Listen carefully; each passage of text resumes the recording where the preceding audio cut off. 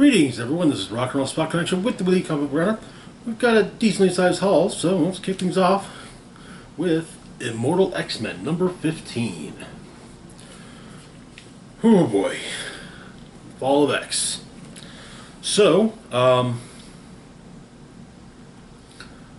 Orchis basically massacred, committed what's being billed as a mutant massacre during the Hellfire Gala. Most of the world's mutants were compelled by Xavier to simply step through the gates.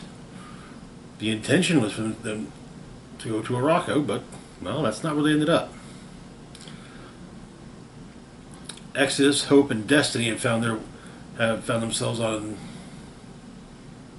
somewhere else. As has Forge has also found himself elsewhere. Xavier, meanwhile, is on one of the Krakoan islands by himself, wallowing in self-pity. And Shaw and Selene have been shown to have, yes, thoroughly betrayed Krakoa. And that's what's important to Immortal X-Men. So Selene and Shaw are trying to mine what's left of Krakoa for whatever plunder they can. But every time they send Orchis commandos, well, yeah, they evacuate the island, claiming they're monsters. So Selene is trying to figure out what's going on. And while Selene is a telepath, well, her vampiric abilities allow her to also learn everything about a person, including everything they knew. So she does that to three of the commandos. Shaw berates her for this, and, well, Selene simply says that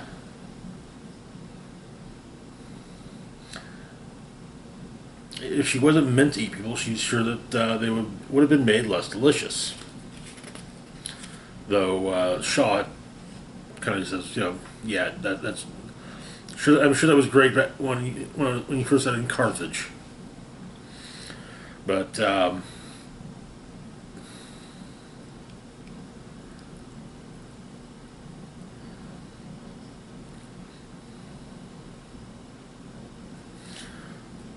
they sent another group to the island.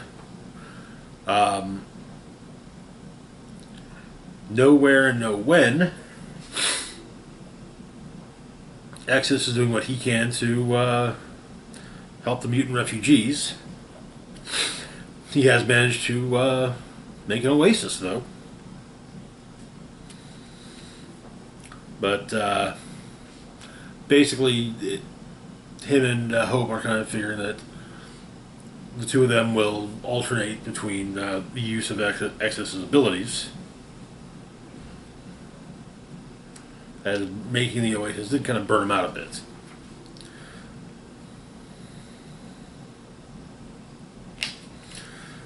What mutants there are, well, they're spread thin, and they're basically having to do. You've got, mutants who likely never figured they'd be, doing X-Men stuff. At least not yet, or even close to yet. Basically doing X-Men stuff. One such mutant comes upon Mother Righteous fighting Wolverine. Wolverine becomes four Wolverines and attacks the mutants.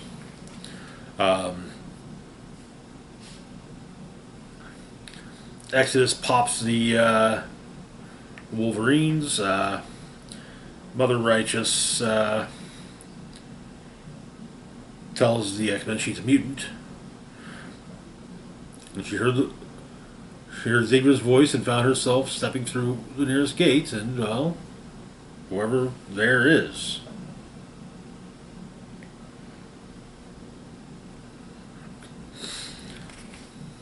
Clearly, she's trying to get these mutant refugees to basically, say three little words, or to say four little words.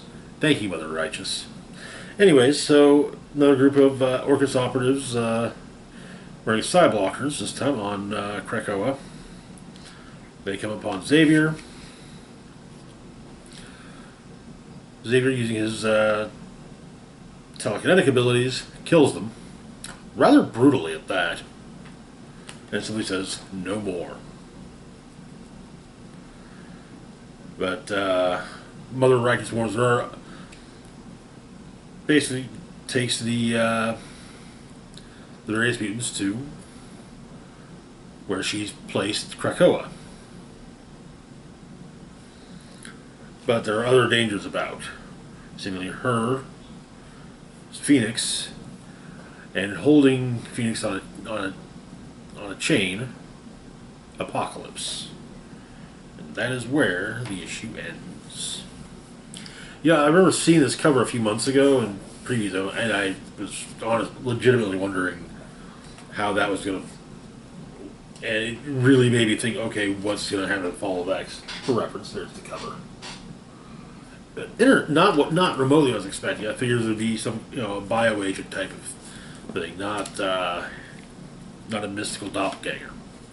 Moving on to our next book, we've got X-Men number 26.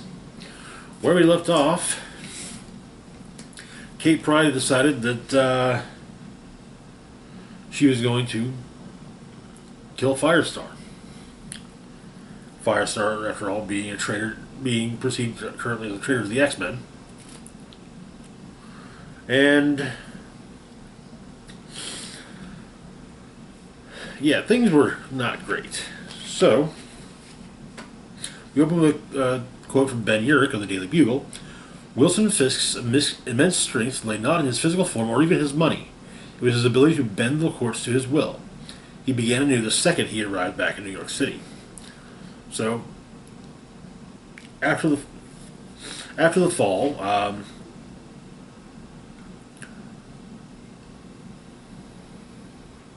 Fisk was understandably upset at the disappearance of his wife, Mary. But he tells Emma that if Orchis has not done so already, they will move to seize Emma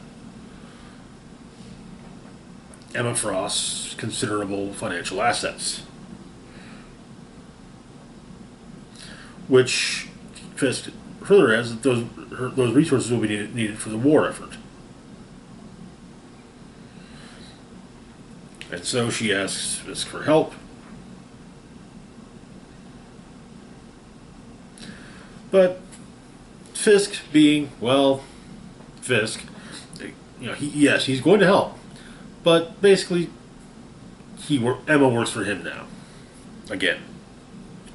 It should also be noted that the Hellfire Club is reopened under the ownership of Wilson Fisk, who is the new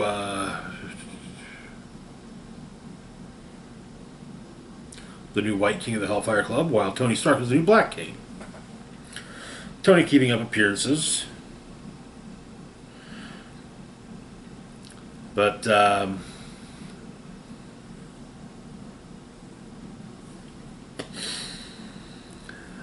Emma tells Tony that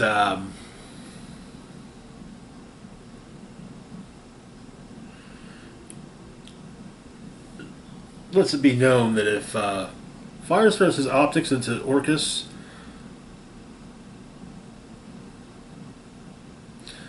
well, Firestar should probably learn that a rogue mutant assassin who has targeted Firestar, and Firestar has no hope of surviving.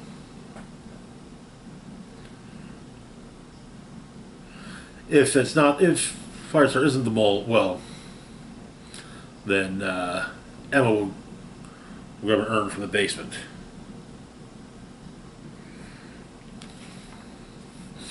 Kamala Khan sees a couple of bigots beating up on a kid at ESU. She's in a summer program currently. She's still a high school student. I think I had that wrong in the Miss Marvel #1. But the kid's being beaten up because the biggest thing, he's a mutant. He's not. He just has alopecia. He just looks different. Adding that the kid adds that he hated feeling that everyone's eyes on him, but he'd rather go back to feeling their eyes than their fists. He guesses no one's safe anymore. No one different is safe anymore. So, Kate infiltrates an Orcus shuttle headed to the Bloom, orbital space station. Makes short work of the Orcus security goons. And then goes after Firestar. The two of them duke out. As they're fighting, though, Firestar explains the whole thing.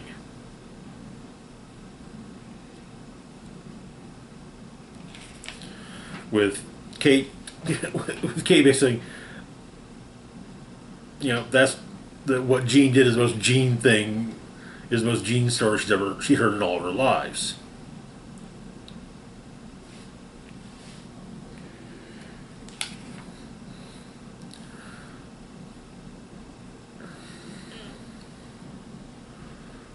Firestar wants to know who's left, but Kate rightly says, "Hey, that's right now. It's kind of a need to know.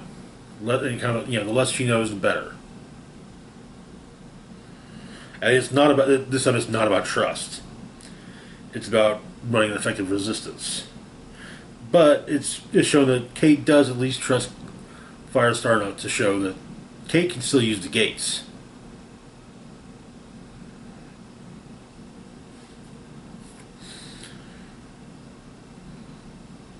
But she also adds that Firestar needs to make the most of Jean's sacrifice and get as much intel as possible and disrupt whatever she can. Kate sends a letter to her father, or Angelica sends a letter to her father, appearing to be on board with Orcus, which makes me think that her dad is openly supporting Orcus, as we've seen happens in some cases.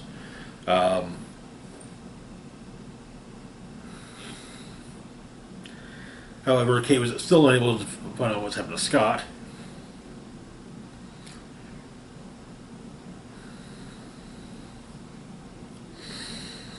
But Emma has to go take care of a few things that apparently members of Orcus, at least Fei Long, is there in the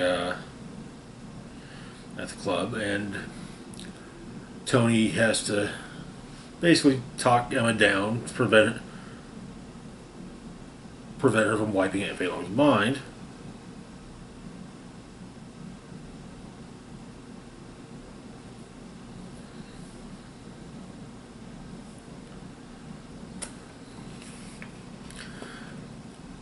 As their argument turns into a brief fight, though, Fei Long walks in while Tony's on his knees holding a ring, and well, Tony proposes to his assistant, Hazel, and well, Emma has to inform Kate that she won't be leaving. They won't be leaving together after all. That is where the issue ends. And yeah, I was curious as to the circumstances of the Frost Stark wedding, but it's the picture's coming into focus. So yeah, moving on to our next book, we have Ghost Rider Wolverine: Weapons of Vengeance Omega. So where we left off, Ghost Rider and Wolverine have been captured by Weapon Plus, who've been taken over by Orcus. Which, I mean, I get the feeling it's more just like, you do bad things means? Cool, so do we. Can we be besties?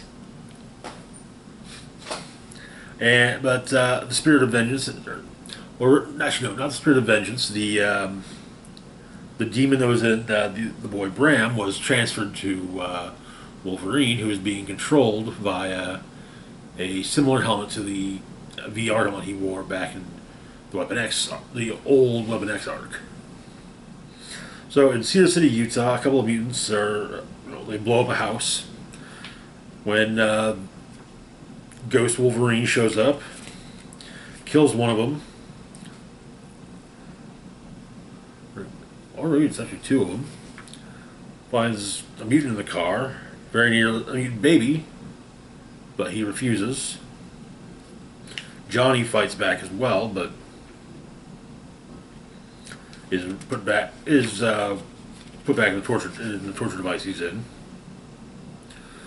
Jeff Bannister and Talia Warroad are heading towards the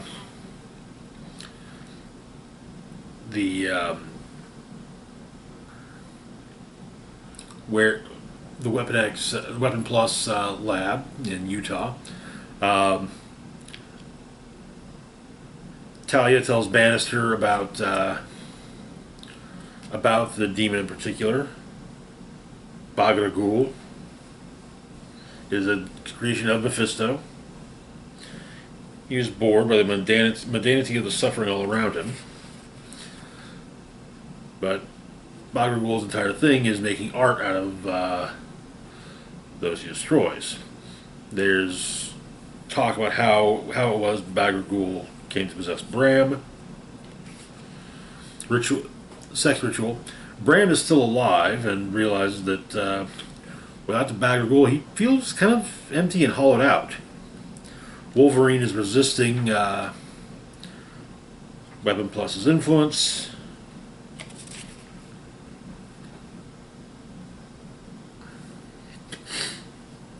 Bannister and Tilio free Johnny. Bannister messes up a good chunk of the lab. Ghost Rider riders up and fights the possessed Wolverine.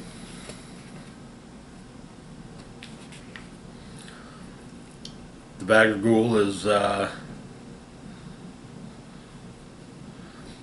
almost removed from Wolverine and returned to Bram, but Wolverine has a final use for it first.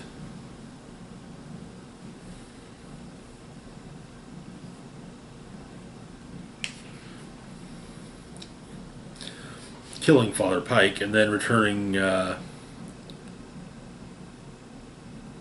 Bagra Ghul to Bram, and Ghost Rider then takes care of it, seemingly killing Bram. And the lab is practically decimated.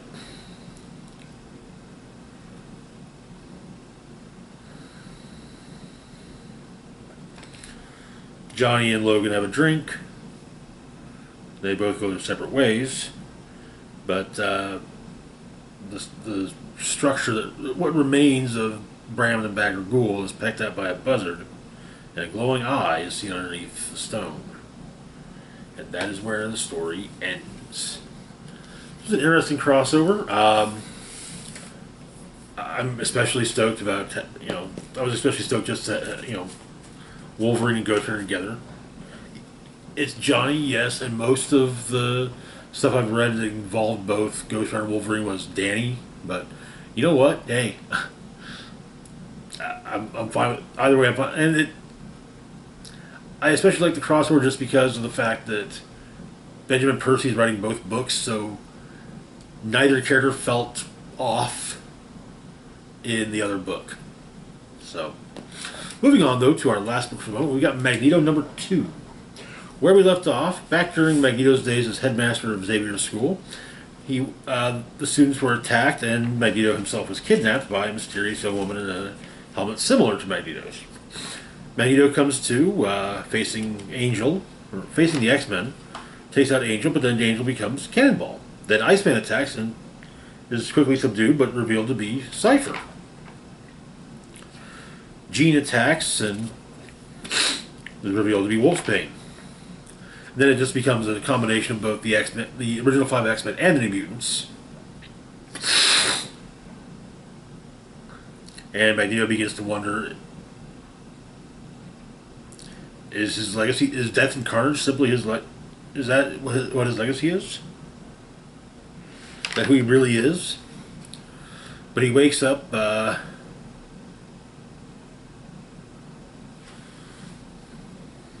and fights the device holding him in place, which opens gaps in his memory and saps his power. He's surrounded by followers who largely appear to be, who mostly appear to be biomechanical hybrids. The New Mutants are trying to figure out what to do about finding Magneto. Sunspot is kind of just like, are we really sure he didn't just stage this and to leave, go back to his old ways? Magic is like, this is Magneto. He's trying to subjugate humanity. He's trying to annihilate Xavier, the X-Men, and all they stand for. Maybe he has changed and become a better person. Or maybe it's all a ruse. But they're not giving up on it. They're going to at least try and find him.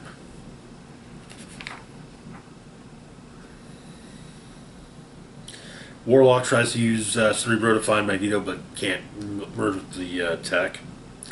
Magneto continually fights against the harnesses that keep him in place. It turns out that the woman who kidnapped him is his daughter.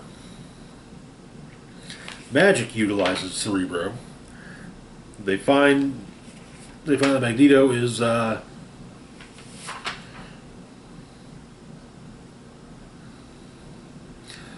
a group of islands known as the Forbidden Islands. One of those remote places on the planet, roughly 2,000 miles from Madagascar in the southern Indian Ocean. But using Cerebro has weakened Magic, and so Cypher opts to stay with her, while Warlock makes himself into a Blackbird and heads to Forbidden Islands. Upon getting there, the plane is shot and crashes down, and they're confronted by Magneto and apparently his new followers. That is where the issue ends. Interesting.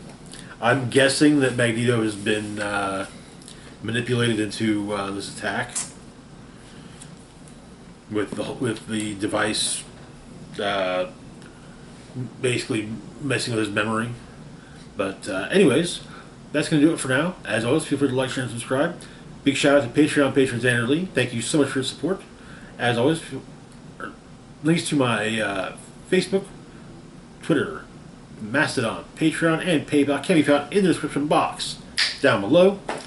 This is Rock and Roll Spock signing off saying, live long and rock hard.